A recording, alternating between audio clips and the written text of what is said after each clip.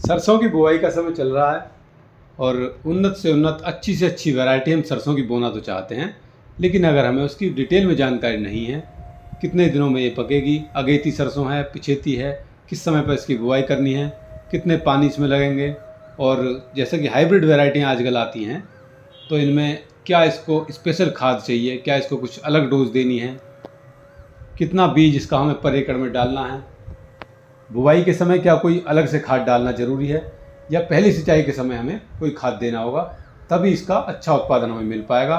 तो ये पूरी जानकारी जब हमारे पास होगी तभी हमें कोई भी हाइब्रिड वैरायटी, चाहे कितनी भी अच्छी वैरायटी हो, उसे बोने का पूरा लाभ मिल सकेगा।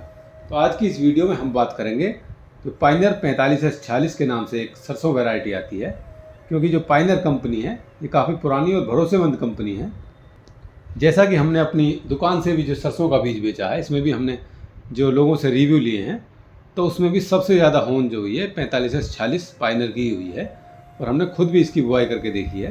तो वैरायटी तो बहुत अच्छी है, लेकिन इसके साथ साथ इसकी कुछ विशेष बातें हैं, उन्हें भी आप जान लेंगे तभी पूरा फ़ायदा आपको मिलेगा।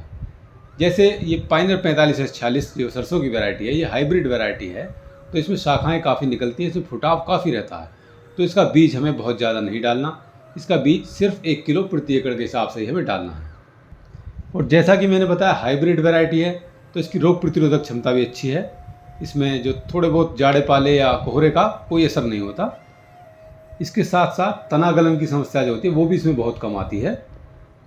और इसकी अगर बुवाई के सही समय की बात करें तो पूरे अक्टूबर आप इसकी बुवाई कर सकते हैं। 1 अक्टूबर से लेकर 1 नवंबर तक आप पायनियर 45S46 जो सरसों वैरायटी है इसकी बुवाई कर सकते हैं, क्योंकि इसका जो पकने का समय है, इसका जो पूरी फसल तैयार होने का जो पीरियड है वो 130 से 140 दिन के बीच का दिया हुआ है। 135 दिन के आसपास ही ये फसल तैयार हो जाती है, क्योंकि ये हाइब्रिड वैरायटी है। और जो सभी किसी भी फसल की जो हाइब्रिड वैरायटी है उनमें थोड़ी सी खाद पानी की, थोड़ी जो फर्टिलाइज़र हम डालते हैं, खाद की थोड़ी ज़्यादा आवश्यकता होती है। तो आप जब इसकी बुआई कर रहे हैं, जैसे अगर आप DAP डाल रहे हैं तो DAP के साथ आप पोटाश मिलाकर डाल दीजिए बुआई के समय ही, या फिर NPK 12-32-16 जो आता है आप उसे बुआई में डाल सकते हैं। अगर आप DAP और पोटाश नहीं डाल रहे तो आप NPK 12-32-16 डाल सकते हैं। प्रति एकड़ 50 किलो ले लीजिए, और इसके साथ आप बुआई वाला जो दाल वाला सल्फर आता है वो भी आप डाल सकते हैं। नहीं तो जो पहली सिंचाई इसकी होती है उस समय पर आप सल्फर डाल सकते हैं यूरिया मिलाकर, तब भी बहुत अच्छे रिजल्ट आते हैं। और बहुत ज़्यादा इसके लिए कोई ख़ास दवाइयों की ज़रूरत नहीं पड़ती। बस जैसा कि मैंने बताया, पहली सिंचाई के समय आप यूरिया में मिलाकर सल्फ़र 3 से 4 किलो सल्फ़र 80% WDG वाला मिलाकर डाल दीजिए 1 एकड़ के हिसाब से, तो बहुत अच्छी सरसों आपकी होगी। अब इसकी होन की बात करते हैं तो 12 से 15 कुंटल प्रति एकड़ के हिसाब से इसकी होन हुई है। मतलब अगर आप पायनियर 45S46 ये सरसों वैरायटी की बुआई कर रहे हैं और सही समय पर कर रहे हैं, थोड़ा ध्यान देते हैं और समय समय पर इसकी खाद पानी का ध्यान रखते हैं, तो 12 कुंटल से लेकर 15 कुंटल तक प्रति एकड़ के हिसाब से आपके पास इसका उत्पादन हो सकता है।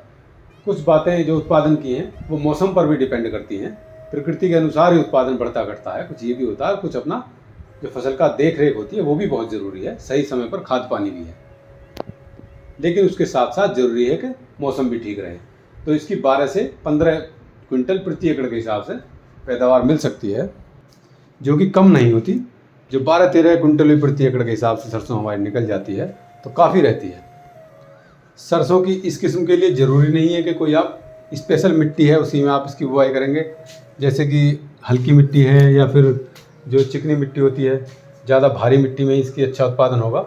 ये जो मध्यम मिट्टी होती है, ना ज़्यादा हल्की मिट्टी रेतीली मिट्टी और ना ज़्यादा चिकनी मिट्टी जो टाइट मिट्टी है, तो वो भी नहीं होनी चाहिए। जो मध्यम मिट्टी होती है बलुई दोमट, उसमें सबसे अच्छा उत्पादन इसका मिल सकता है।